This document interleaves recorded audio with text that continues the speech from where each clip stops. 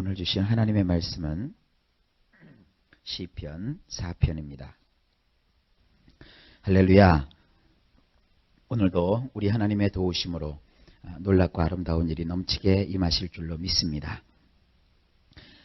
오늘 본문 말씀은 특별히 하나님 앞에 도움을 요청하는 기도입니다.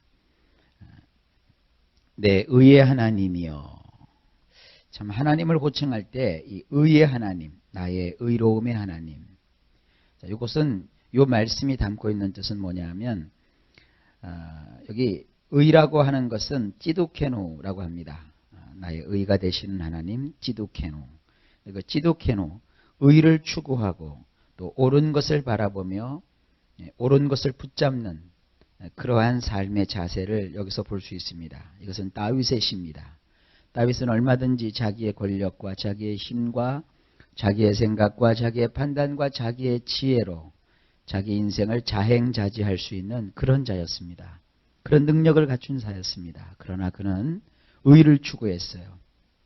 자기를 그렇게 모함을 하고 자기를 그렇게 어려움을 주었던 이 사울왕, 그 사울왕을 죽일 수 있는 기회가 몇 번씩이나 있었어요. 그럼에도 불구하고 다윗은 뭐라고 고백합니까? 내가 하나님의 종을, 하나님께서 세우신, 기름 부어 세우신, 하나님께서 세우신 그 종을 내 손으로 죽이지 않겠다. 내가 어찌 하나님의 그 행하심에 대해서 이렇게 반기를 들며 범죄할 수 있겠느냐. 내가 이 손에 그런 피를 묻힘으로 하나님 앞에서 범죄치 않겠다. 그렇게 해서 그런 죽일 수 있는 기회를 호기를 다 놓쳐버려요. 그냥 옆에서 다윗을 보좌했던 사람들은 때로 다윗에게 진언도 하지요. 하나님이 그렇게 기회를 주셨는데 네가 당신이 그 왕을 죽이라고 하나님이 기회를 주신 거 아니냐. 그렇게 얘기했어요. 그럴 때마다 다윗은 그렇지 아니하다. 내가 하나님의 기름 부어 세우신 종을 내 손으로 죽일 수 없다. 하나님이 하신다. 그런 마음을 가지시고 그가 임했던 것을 볼 수 있습니다. 그런 것이 뭐예요? 의를 추구하는 삶이에요. 결국 어떤 일이 벌어졌습니까? 하나님이 다윗의 손을 통해서 사울을 패하신 것이 아니라 원수의 손에 의해서 다윗을 위해서 사울을 패하시는 그런 하나님의 역사하심이 있었습니다. 이것이 중요한 것입니다. 당장 내 힘으로, 내 판단으로, 내 능력으로 우리가 무엇은 일을 진행할 수 있어요. 그러나 우리는 항상 하나님의 의가 무엇인지, 하나님이 원하시는 것이 무엇인지 그것을 추구하는 것이 참 아름답습니다. 이러한 그 삶을 가진 다윗이 하나님께 부르짖는 거예요. 내가 이렇게 의를 행합니다. 내가 이렇게 하나님의 뜻을 행합니다. 그러하오니 나의 의의 하나님이시여. 여기 보세요. 내가 부를 때, 기도를 여기는 부른다 그랬어요. 이 부른다는 말이 뭐냐면 요즘식으로 말하면 전화하는 거예요. 전화. 이 세상에서 전화를 이렇게 할 때 상대방이 안 받으면 참 힘들잖아요. 그것도 아주 급하고 중요한 일이 있을 때 상대방이 어떤 사유에선지 전화를 받지 못하면 그것만큼 답답한 일이 없죠. 지금 다윗은 하나님 앞에 기도하면서 하나님을 부르는 거예요. 부르니까 하나님 내가 부를 때 응답하세요. 내가 부를 때 좀 들어주세요. 하는 그런 간절함을 여기다가 담고 있습니다. 의를 행하는 다윗. 그런 지당히 마땅히 하나님을 향해서 하나님 내가 하나님을 부릅니다. 나에게 응답하여 주시옵소서. 여기 보면 이렇게 표현하고 있어요. 곤란 중에 나를 너그럽게 하였사오니.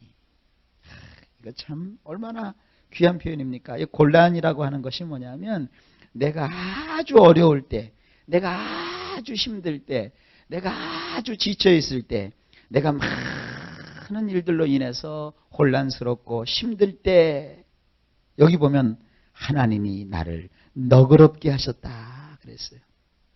이 너그럽다는 게 뭐냐면 이렇게 펼쳤다라는 거예요. 확장했다는 거예요. 크게 하셨다는 거예요.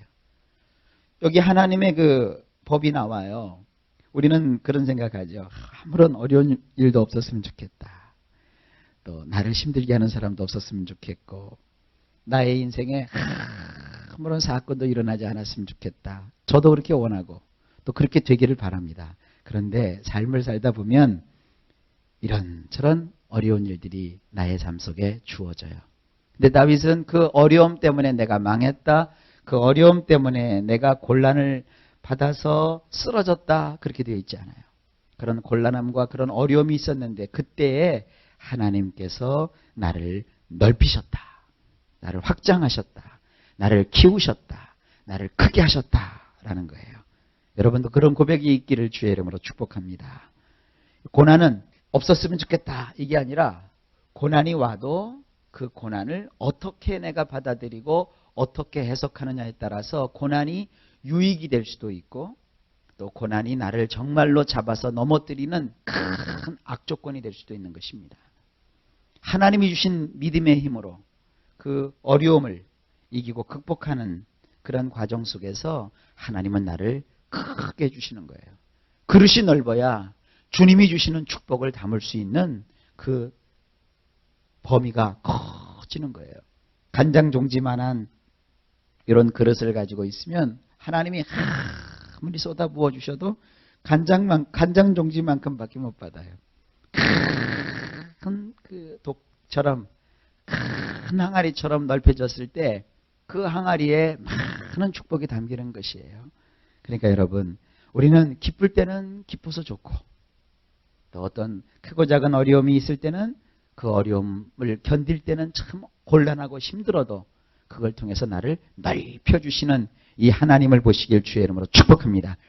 그래서 사람 때문에 곤란을 많이 겪은 사람은 결국은 사람 때문에 많은 축복을 받게 하세요. 물질 때문에 아주 어려움을 많이 겪은 사람은 나중에 결국 보면 물질의 축복을 하나님이 많이 주세요. 사역으로 인해서 고통을 많이 겪은 목회자에게는 하나님은 나중에 보면 사역으로 큰 복을 주세요. 그리고 오늘 여러분이 지금 현재 당하는 고난은 장차받을 큰 영광과 좋게 비교할 수 없도다. 이 믿음을 가지고 승리하시기를 주의 이름으로 축복합니다. 나를 긍휼히 여기사 그러므로 하나님 나를 들어주십시오. 그래서 긍휼이라고 하는 것은 자비예요. 자비. 이 자비라는 말을 제가 한번 연구를 했어요. 이게 자비라는 말은요, 굉장한 축복의 뜻이 있더라고요. 자비는 그냥 단어로 보면 불쌍히 여겨준다, 측은히 여겨준다, 안 됐어, 아휴 참 어째 이렇게 딱한 일이 있을 수 있을까, 이런 것이 이제 자비예요. 이런 것이 긍휼인데 그 안으로 조금 더 들어가면 그 상황이 나와요. 이 자비라는 말이 쓰여지는 상황인데, 다 아기를 낳으셔서 키워보셨겠지만 엄마가 아기를 낳았단 말이에요. 아기를 낳았는데 이 아이가 걷기를 합니까? 말을 합니까? 뛰어다닙니까? 말귀를 알아듣습니까? 나누었더니 아기는 보채기만 해요. 젖달라고, 그리고 또 재워달라고, 시끄럽다고, 화나다고, 너무 어둡다고, 자기 표현을 아기는 앙알 하면서 자기가 말은 못하면서 이렇게 자기가 자기를 표현을 해요. 그러면 엄마는 그 아기가 뭐라고 말이죠. 아기가 이렇게 보채면 얘가 지금 밥 달라고 하는 거다, 얘가 지금 배고픈 거다, 얘가 지금 졸린 거다, 얘가 지금 아픈 거다, 얘가 지금 이바지를 한 거다, 얘가 지금 쉬했구나, 이거를 엄마가 파악을 하고 말이죠. 애가 막 그렇게 엄마에게 요구할 때마다 엄마는 자기가 피곤해서 막 지치는데도 그 아기를 놓지를 않아요. 엄마들은 그야말로 슈퍼맨이에요. 철인이에요. 철인. 애가 말이죠, 밤새도록 낮과 밤이 바뀌어가지고 말이죠, 잠을 안 자면 엄마도 같이 잠을 안 자요. 아기를 옆에서 봐줘야 되니까. 그리고 애가 그냥 어디 아프다고 칭얼대고 보채면 엄마는 잠을 이루지 못하고 쉬지도 못하고 그 아기를 돌봐줘요. 그래서 그 아이가 적어도 한 돌쯤 돼야 엄마들 마음을 좀 놔요. 옛날에 그 100일을 치렀잖아요. 그 100일이 뭐냐 하면, 옛날에는 아기들이 영양분이 좋지 않아서 놔놓고 100일 동안 보는 거예요. 얘가 살 앤가 죽을 앤가. 그래서 100일 동안 키우다가 보면 100일이면 적어도 3개월이잖아요. 3개월 동안에 눈 뜨고 애들이 이제 꼼지락꼼지락 한다고요. 여러분 기억하시지만 옛날엔 애기들이요 태어나면 눈 못 뜨는 애들도 많았어요. 근데 지금 애들은 하도 세상이 시끄러우니까 뱃속부터 눈을 떠가지고요. 나서 다 봐요. 애들은 누가 있나 하고 떠들었던 사람이 누군가 하고 보는데 옛날엔 안 그랬어요. 100일 동안은 꼭 포대기에 쌓아서 키웠다고요.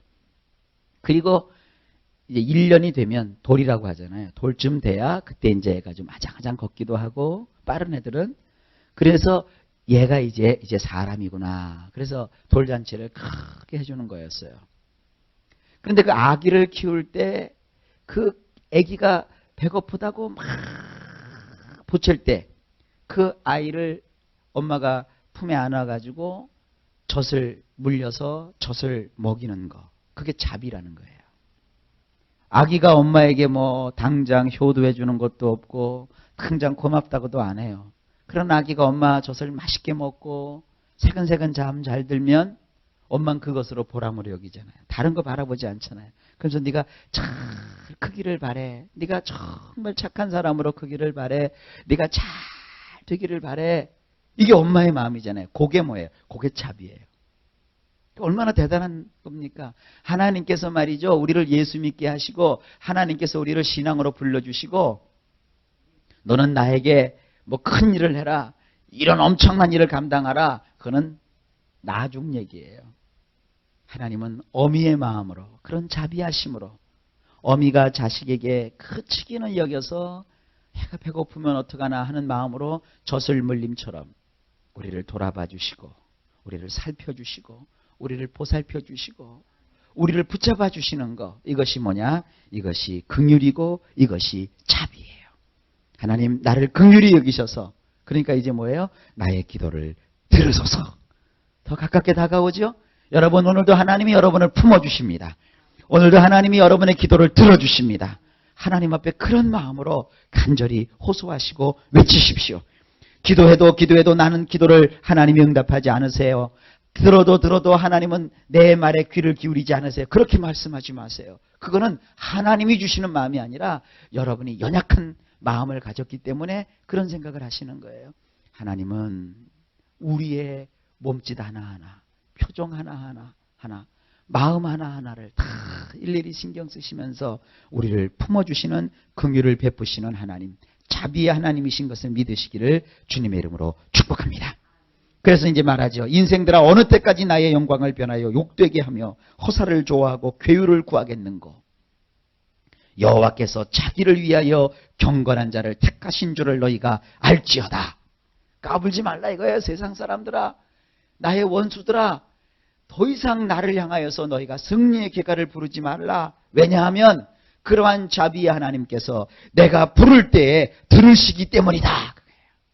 여러분 이런 마음의 확신을 가지고 삶을 사세요.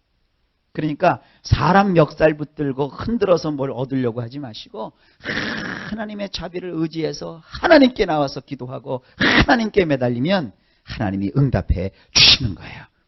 이러한 삶의 패턴을 가지시고 살아가시기를 주님의 이름으로 축복합니다. 너희는 떨며 범죄치 말지어다. 그렇죠? 그래. 너희는 이런 하나님을 생각하면서 마음의 두려움을 가지고 범죄치 말아라. 아이고, 이렇게 하지 마시라는 거예요. 낙심하지 말라는 거예요. 해도 안 된다는 말을 하지 말라는 거예요. 하나님은 뭐 하세요? 그렇게 하지 마세요. 그건 다 죄예요. 이 죄는 말이죠. 우리가 생각할 때 도적질하고 죽이고 살인하고 거짓말하는 게 자꾸 죄라고 생각들을 하고 회개기도를 시켜놓으면 그것만 하는 거예요. 하나님 나 오늘 또 뭐 훔쳤어요. 하나님 나 오늘 또 욕했어요. 하나님 오늘 또 나 미운 마음 가졌어요. 그것도 죄는 죄인데 그건 뭐냐면 죄인이 가지게 되는 죄의 결과물들이에요. 그러니까 정말 근본적인 죄가 뭐냐 하면 제일 큰 죄가 뭐냐, 하나님을 불신앙하는 불신앙이 죄고요. 그리고 두 번째로 또 큰 우리 믿음을 가진 사람의 죄가 뭐냐, 사무엘이 그랬죠. 기도를 쉬는 것이 죄라고 그랬어요. 그런 걸 고백하는 거예요. 죄라고 할 때 그러니까 회개할 게 얼마나 많은지 몰라요. 목사가 말이죠. 기도해야 되는데 마땅히 기도해 줄 사람들을 기도를 못 해준 것도 목사의 죄예요. 그렇잖아요. 그리고 성도들이 하나님의 말씀을 듣고 하나님의 그 말씀 안에서 위로를 받고 축복을 받고 하나님께 더 가까이 나와서 기도하고 매달려야 되는데 그렇게 하지 못하면 그것도 또 목사의 죄예요. 하나님을 믿어야 되는데 내가 세상을 바라보다가 낙심을 하고 하나님을 바라보고 하나님을 따라야 되는데 내가 사람을 보다가 실망하게 되고 그것이 죄예요. 그러니까 우리는 그러한 기본적이고 뿌리가 되는 그러한 죄의 문제를 깊이 생각해 봐야 됩니다. 그러니까 얼마나 우리가 두려워요. 얼마나 떨려요. 오늘도 기도하시면서 살피시기를 바랍니다. 나는 하나님 앞에 이런 불신앙의 죄를 가지고 있지는 않았는가. 나는 기도해야 되는데 이런 면에서 기도를 소홀히 한 것은 없던가. 여러분 그런 걸 한번 돌아보시면서 하나님 앞에 서시기를 바랍니다. 자리에 누워 심중에 말하고 잠잠히 있을지어다. 이 심중에 말한다라는 것은 마음에다가 자꾸 말을 하라는 거예요. 너의 마음에다가 너의 마음과 더불어서 말을 하라. 너의 마음과 더불어서 말하라. 그러니까 진심으로 우리가 하나님 앞에서 이렇게 서라 이거예요. 그럴 때 하나님은 도움을 주시는 겁니다. 자 여기 보면 두 번째로 의의 제사를 드리고 여호와를 의뢰할지어다. 이 의의 제사라고 하는 것은 말이죠. 오늘날로 말하면 예배입니다. 의로운 예배를 드리면서 여호와를 의뢰하라. 그러니까 하나님께 도움을 청하는 방법은요. 이렇게 정말 진심으로 죄를 돌아보면서 하나님 앞에 조용한 가운데 마음을 평정을 갖는 가운데 기도하는 거고 또 두 번째로는 이렇게 예배를 통해서 하나님을 의뢰하는 거죠. 그러면 어떤 일이 벌어져요? 6절입니다. 여러 사람의 말이 우리에게 선을 보일 자 누구뇨 하오니 여호와여 주의 얼굴을 들어 우리에게 비추소서. 우리가 하나님 앞에 기도로 나아가고 예배로 서 있을 때 하나님은 그 얼굴을 우리에게 비추어 주십니다. 이 얼굴을 비춘다는 것은 성경에 어떤 뜻이 있느냐면 승리를 주신다는 거예요. 여호와께서는 그 얼굴낯을 우리를 향하여 드사 우리에게 복을 주시고 우리를 승리로 이끄신다는 거예요. 그러니까 여러분 다시 한번 얘기하지만 우리는 기도로 승부하는 것이고 예배로 말하는 거예요. 예배에 성공하고 기도에 성공하면 이러한 여호와의 얼굴이 우리를 향해서 비추게 하시사 우리는 승리하게 됩니다. 승리할 뿐만 아니라 승리한 사람은 이러한 놀라운 결과물이 있습니다. 7절입니다. 주께서 내 마음에 두신 뭐예요? 기쁨이라고 했어요. 기쁨을 주시는 거예요. 슬픔이 있더라도요. 하나님께 도움을 받기 위해서 기도하고 예배하는 사람은요. 그 마음에 하나님이 기쁨을 응답하여 주시는 거예요. 그래서 마음이 기뻐요. 여러분 늘 이 기쁨이 충만하실 수 있기를 주의 이름으로 축원합니다. 어느 정도로 기쁘냐면 저희의 곡식과 새 포도주에 풍성할 때보다 더하니이다. 저는 이것을 쉽게 얘기해서 저는 로또를 한 번도 당첨해 본 적은 없는데 로또 당첨한 것보다 더 기쁘다는 뜻이에요. 이게. 세상 사람들이 1,000만 원을 벌었다 1억을 벌었다 하는 그것보다 더 기쁘다는 거예요. 여러분 이런 기쁨이 얼마나 행복하고 귀합니까? 기도하시죠? 그 기도의 끝은 이런 기쁨입니다. 예배를 드리시죠? 이 예배의 끝은 이러한 기쁨입니다. 그리고 8절에 보니까 너무나도 소중한 말씀이 나오죠. 내가 평안히 눕고 자기도 하리니. 평안. 야, 여러분 평안이 얼마나 소중합니까? 우울증 굉장히 심각하죠? 그게 그 뿌리가 뭐냐? 평안이 없어서 그래요. 항상 그 정신적인 것은요. 그 많은 경우에 있어서 평안을 상실했을 때 그것이 오래 누적이 되면 이상 증세가 나오는 거예요. 모든 그 정신질환, 그 정신질환은 말이죠. 그것이 평안이 없을 때 생기는 거예요. 평안이 없을 때. 여러분 하나님이 평안을 주시면 우리가 회복이 시작되는 거예요. 그리고 또 어떠한 이 세상적인 병증도 우리에게 다가올 수 없습니다. 자, 평안히 눕고 잘 수 있는 거. 나를 안전히 거하게 하시는 이는 뭐라 그래요? 오직 여호와이시니이다. 여호와시니이다. 우리가 예수를 믿어도 때로 잠이 안 와서 수면제를 먹어야 잠을 잘 만큼 인생이 힘들 수도 있어요. 너무 고통스러워서 여러분들이 딥치락하면서 괴로워할 때도 있어요. 그럼 하나님은 어디 계십니까? 또 뭐 이거 내가 귀신을 들린 거 아닌가? 여러분 이런 생각하지 마세요. 이거를 회복하시면 돼요. 꾸준히 하나님 앞에 여호와의 긍휼을 구하면서 기도하시면 돼요. 그리고 하나님 앞에 이렇게 예배로 나오시면 생각을 해보세요. 한 10년을 어렵게 고통 속에 살아서 내가 지금 어렵다면 그것이 회복되려면 적어도 5년에서 7년은 걸려야 되지 않겠어요? 우리 몸은요, 이게 육체예요, 육체. 이 몸은 말이죠, 우리가 뭐 이렇게 주방세제 이렇게 풀어다가 닦으면 되는 그러한 설거지 그릇이 아니에요. 싱크대가 아니에요. 싱크대야 이렇게 뭐 액체 사다가 닦으면 금방 닦여지죠. 하지만 우리는 아주 복잡한 구조를 가진 육체를 가졌기 때문에 여러분 모르긴 몰라도요, 하나님께 기도하기 시작하고 하나님께 예배하기 시작하면 많은 부분에서 지금 회복되고 있을 겁니다. 하나님이 여러분의 인생을 회복시켜 주셔서 정말 보란듯이 그 모든 것들을 이루어 주시는 그런 기쁨의 날이 올 겁니다. 그날까지 기도하는 것을 멈추지 마세요. 그리고 하나님을 사랑하세요. 오늘도 하나님의 평강이, 하나님의 축복이 이 말씀 그대로 임할 줄로 믿습니다. 하나님이 우리에게 기쁨을 주시고 하나님이 우리에게 평안을 주셔서 우리의 하는 모든 일들마다 승리하게 하시고 큰 역사를 이루실 줄로 믿습니다. 오늘도 예수님 안에서 승리하시는 복된 여러분과 제가 되시기를 예수님의 이름으로 간절히 축복합니다.